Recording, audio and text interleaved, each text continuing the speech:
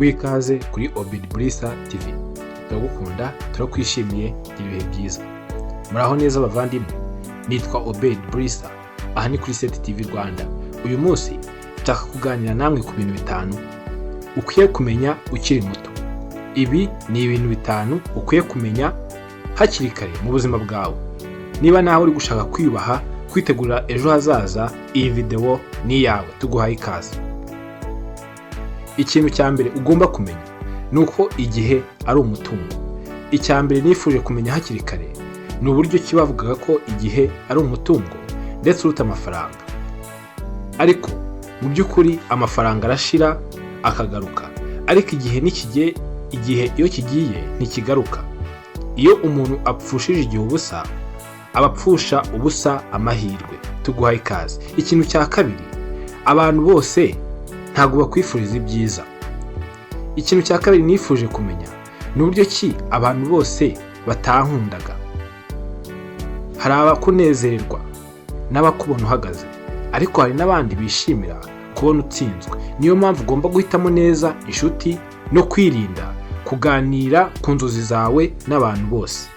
Ikintu cya gatatu ugomba kumenya hakiri kare ni uburyo ki discipline iruta motivation.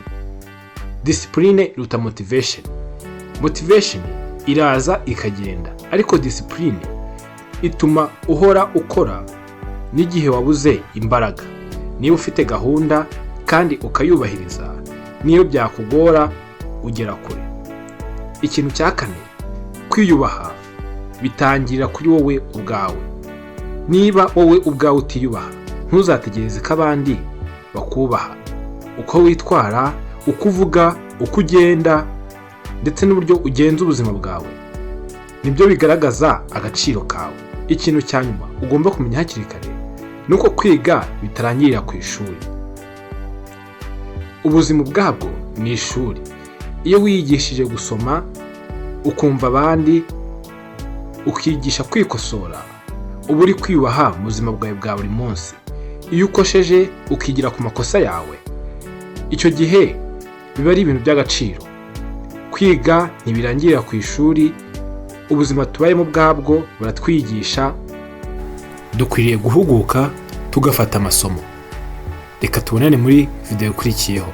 Ese wowe urabyumva ute? Igitekerezo ni inkunga ikomeye, kandi niba wifuza ko twabana, kora subscribe, video ikurikiraho uyibonere ku gihe. Gira ibihe byiza.